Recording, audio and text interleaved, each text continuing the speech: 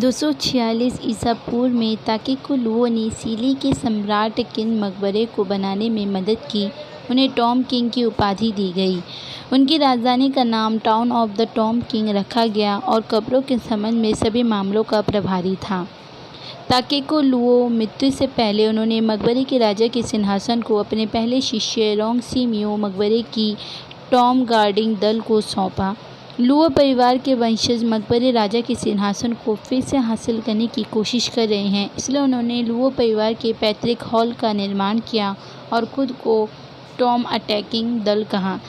हजारों वर्षों इन दो महान दलों ने अपने युद्ध को कभी नहीं रोका है। मकबरा तोड़ने के आदेश और कुनकुल के पवित्र खजाने की खबर मार्शल आर्ट की दुनिया के मकबरे को पहले ही उथल पुथल में बदल दिया है।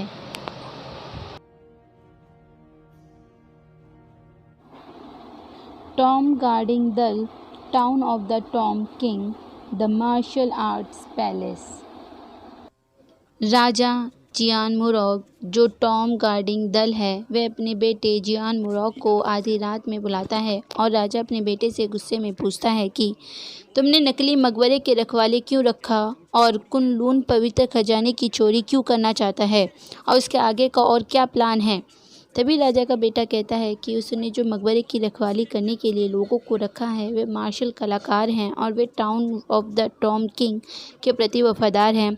वे कुनलून पवित्र खजाने को नहीं चुराना चाहता है और वे इस खजाने की चोरी का इंतजाम तेंची मकबरे के रखवाले पर देता है। तब राजा कहता है तुम झूठ बोल रहे हो, क्योंकि राजा ने खुद जाकर तेंची मकबरे के रखवाले से पूछताछ करके सच्चाई का पता लगा लिया है। राजा का बेटा कहता है ये तेंची मकबरे के रखवालों की ये चाल है जो उसको फंसा रहे हैं और वह यह भी कहता है कि लुओ का परिवार उनका दुश्मन है, हमें उन पर भरोसा नहीं करना चाहिए।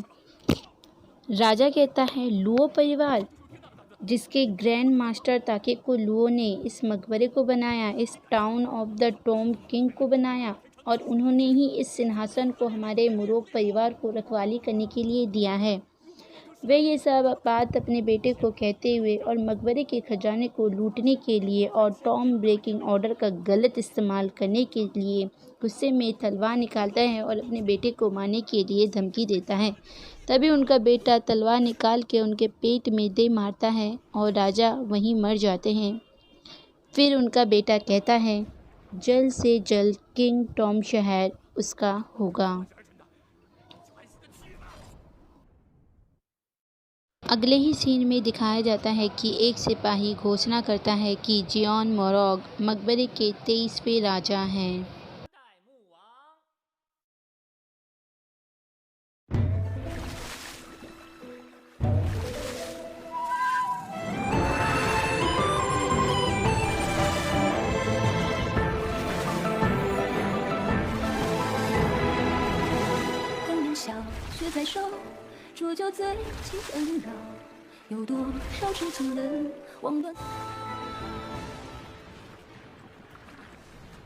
Episode 1 great king of Tom unicorn skill.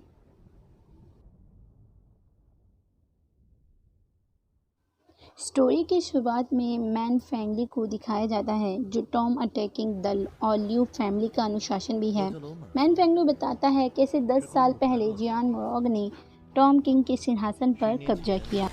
Genius अध्यापक अकुमा को तनिको मकबरे में घेर लिया। खजाना भी खतरे में था, उसके पास और कोई चारा नहीं था, इसलिए उसने तनिको मकबरे के गेट को बंद करने के साथ साथ उसने तनिको मकबरे के अंदर के खजाने की चाबी और मकबरे को तोड़ने के क्रम दोनों को ही सील कर दिया। फिर हमें दिखाया जाता है मैन फैंगली को पैतृक हॉल ने आदेश दिया कि वह सीक्यू लुओ की रक्षा करे और उसको यूनिकॉर्न लॉक को फिर से रीएक्टिवेट करने में मदद करे। यह काम उसको मकबरे के टूटने से पहले करना होगा। दूसरा कैरेक्टर सीक्यू लुओ को दिखाया जाता है। वह भी एक टॉम अटैकिंग दल है और लियो फैमिली का लॉर्ड है। पैतृक हॉल ने इसी की रक्षा करने के लिए मैन फैंगली को आदेश दिया।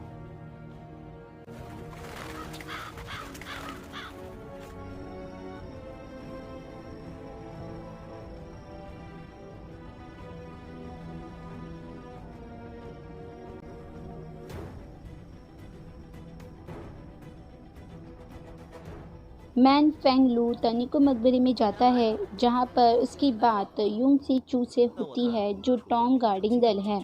वह मैन फेंगलू को मकबरे के अंदर आने के लिए कहती है। वह बड़ी चालाकी दिखाती है ताकि वह दरवाज़ा छुए और वह जल जाए, लेकिन मैन फेंगलू भी कम चालाक नहीं था।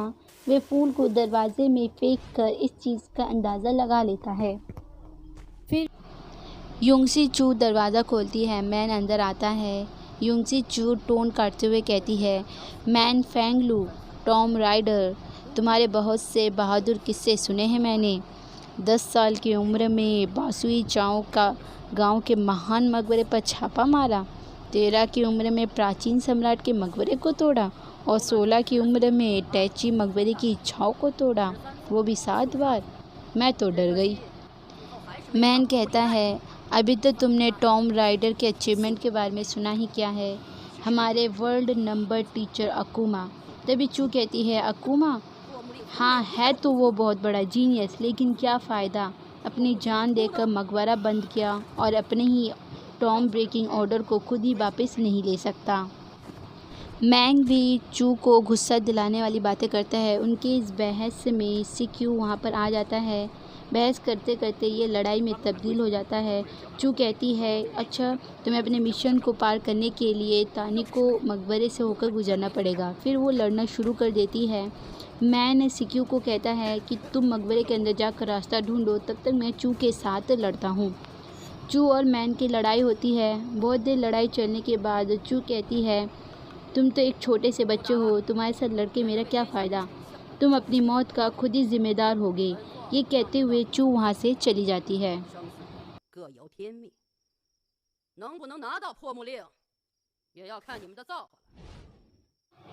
मैन मकबरे के अंदर जाता है जहाँ सिक्यू पत्थर के सिंहासन के पास ही गड्ढा खोद रहा होता है।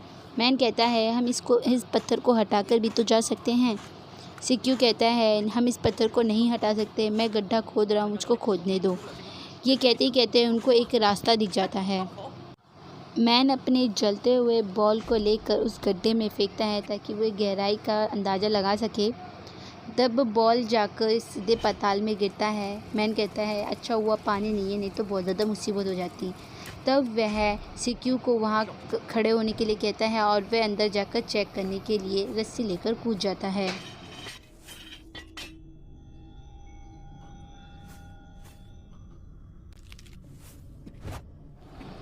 नीचे का रास्ता साफ देखकर मैन सिक्यू को भी नीचे बुला लेता है।